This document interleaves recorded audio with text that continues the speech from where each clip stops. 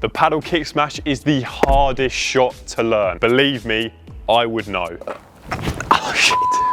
I've been practicing my kick smash so much that it's transformed from utterly hopeless to pretty decent. So here are 7 easy and simple tips to destroy your opponent. Tip number 1 is to learn topspin. Without topspin, your smash will be flat, which means it won't kick up a lot. And we need topspin in order for the ball to kick out of the court. Topspin does take a lot of practice to get really good at, but I've got a very easy method that you can do so you can learn it much faster. Okay, so how do we learn topspin? So topspin is all about brushing up on the ball. If you imagine normal topspin on the ground stroke is like this, it's brushing up from low to high. Obviously you can't do that on a smash, so you've got to go the other way and up like this. So it's that motion there, racket back, and then brush. If you notice how there, when I hit the ball against the glass, it pops out towards the right hand side. I can even hit it towards the left, straight on, and it will kick out to the right.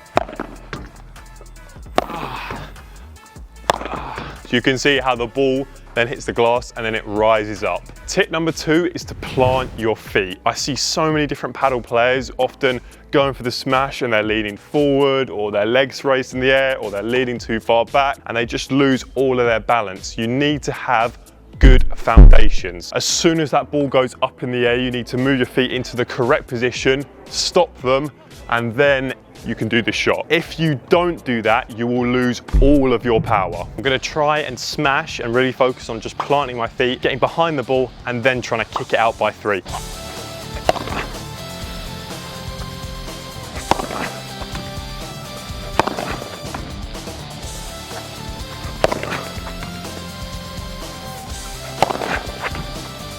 So that last smash there, I really stopped myself, waited, and then just exploded with the topspin in the power.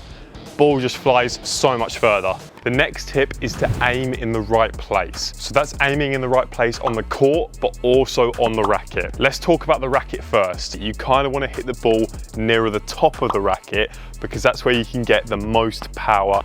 I always imagine if this is a hammer, you're going to be holding it right at the bottom and then obviously hitting a nail right at the top by the head to get the most power. So you basically want to hit the ball midway up the court because then it will generate enough momentum to hit the back glass and then go out.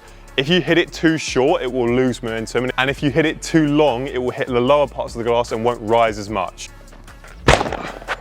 The other part is where to hit the ball on the glass. It's hitting that far panel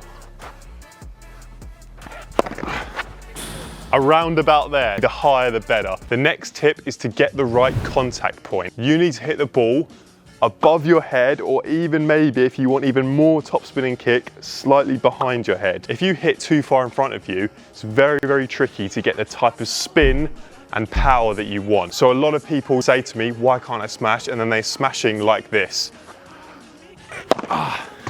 With their arm out to the right and in front of them as well. Instead, they need to throw the ball up and hit about here. That means they can get more top spin and their arm needs to be fully extended as well.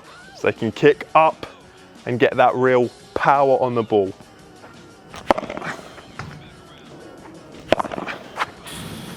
Tip number 5 is to be aware of the conditions you're playing in. When you play in wet, cold conditions with old balls, it's pretty much impossible to kick the ball out of the court. When you play in dry, hot conditions with bouncy balls, the ball is going to bounce way more. The point I'm making is, I used to practice shot in the winter and I thought I was making no progress at all, but then when it come to the summer, my smash was actually pretty decent. Some people practiced all through the summer only, and they were actually relying heavily on the fact that the balls were very bouncy and they were sort of flat hitting the ball out, so that when it come to slightly colder, slower courts, conditions that aren't as fast and hot, they had no chance of kicking the ball out. It might be an idea to practice in the colder, wetter and harsher conditions, because then your smash will be 10 times better in the hotter conditions. Tip number 6 is to stay side on. Loads of people are very, very open and facing forward when they smash. It's very hard to get topspin like this as well. So most people are kind of like this.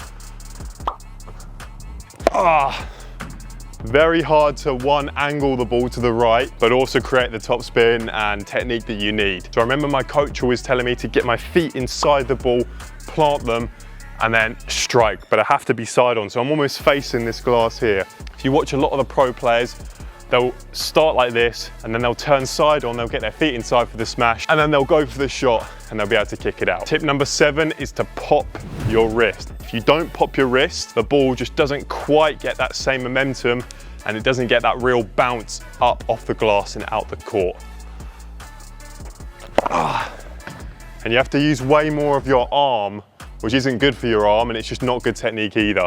So really, this action here, really loosen the wrist and make sure you finish like this. Sometimes I watch people and it looks like their racket is almost out of their hand. That's how much is popped. You can see how much that helps. If you just listen to half of these tips that I've said today, your smash will improve massively. If you enjoyed the video, please remember to subscribe. And if you need help choosing a paddle racket, you can text me on WhatsApp. I do have my own online paddle store, to make sure to check that out as well. Thanks for watching.